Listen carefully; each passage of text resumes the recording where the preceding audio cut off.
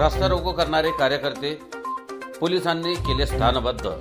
आज 8 फेब्रुवारी 2024 डोणगाव बस स्टँडवर रास्ता रोको करण्यासाठी शेकडो कार्यकर्ते हे आले असता पोलीस प्रशासन डोणगाव यांनी केले स्थानबद्ध। डोणगावमध्ये मागील 5 तारखेपासून ग्रामपंचायत समोर 7 ते 8 युवक हे आमरण उपोषणास बसलेले आहेत। ते आपल्या विविध मागण्या घेऊन उपोषण करीत आहेत। त्यांच्या मागण्या मान्य व्हाव्या व प्रशासनाने याकडे लक्ष केंद्रित व्हावे याकरिता डोणगावातील तरुणांनी आज डोणगाव येथे रस्ता रोको करण्याचे ठरविले होते। त्यासाठी ते आज ठीक सकाळी 10 वाजता डोणगाव बस स्टँडवर शेकडो नवयुवक कार्यकर्ते हे उपस्थित झाले। मात्र रस्ता रोको सुरू होण्याआधीच डोणगाव पोलीस कर्तव्यदक्ष पोलीस स्टेशनचे अधिकारी अमरनाथ नागरे साहेब व त्यांचे पथक येऊन त्यांनी या सर्व कार्यकर्त्यांना तात्काळ डिटेन करून पोलीस स्टेशन डोणगावमध्ये आणून स्थानबद्ध केले। आपण पाहत आहे IB7 न्यूज। तालुका प्रतिनिधी प्रल्हाद घोडके मेकर।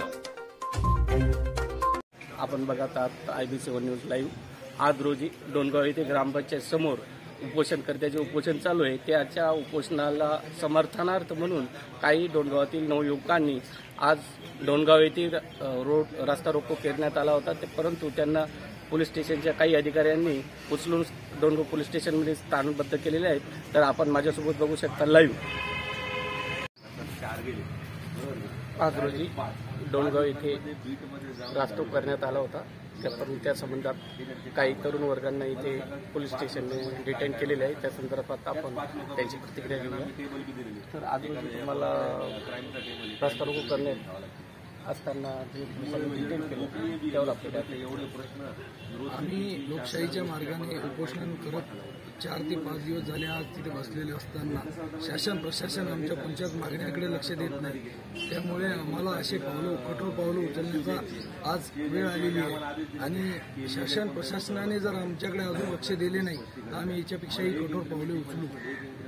आज रस्ता रोको करण्याचा विशेष म्हणजे तुमचा हेतू काय? आमचा हेतू एकच आहे, शासनाचे प्रशासनाचे लक्ष आमच्याकडे यावे हा आमचा हेतू आहे। हा आमचा स्वच्छ हेतू आहे की त्यांनी आमच्याकडे लक्ष देऊन आमच्या ज्या सामान्य लोकांच्या हिताच्या मागण्या आहेत त्या पूर्ण करण्यात याव्या। आज रोजी ग्रामपंचायत समोर जे चालू आहे उपोषण त्याच्यासाठी तुम्ही समर्थनार्थ आंदोलन करीत आहात? आम्ही ग्रामपंचायत समोर असलेले 4 ते 5 दिवस झाले चालू असलेल्या उपोषणाच्या समर्थनार्थ हे रस्ता रोको केलं आणि यानंतर आम्ही गावबंद देखील करणार असे आम्ही सांगतो। समजा इथून तुम्हाला याच्यावर प्रशासनाने दखल घेतली नाही आणि गाव बंद करून सुद्धा तुमच्या मागण्या मान्य नाही तर तुमचे पुढचे पाऊल काय असेल? आम्ही जितके तीव्र पाऊल घेता येईल मग ते विचारपूर्वक सर्व बैठक घेऊन आम्ही त्यानंतर चर्चा करून सांगू। माझं नाव सुबोध आहे।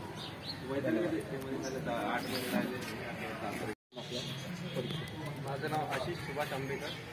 मी उपोषणकर्त्या सपोर्टसाठी आज आम्ही सर्व युवक मंडळांनी रस्ता रोको करण्यात आला। डोणगाव पोलीस स्टेशनला आमच्या काही कार्यकर्त्यांना इथे ताब्यात घेण्यात आली होती।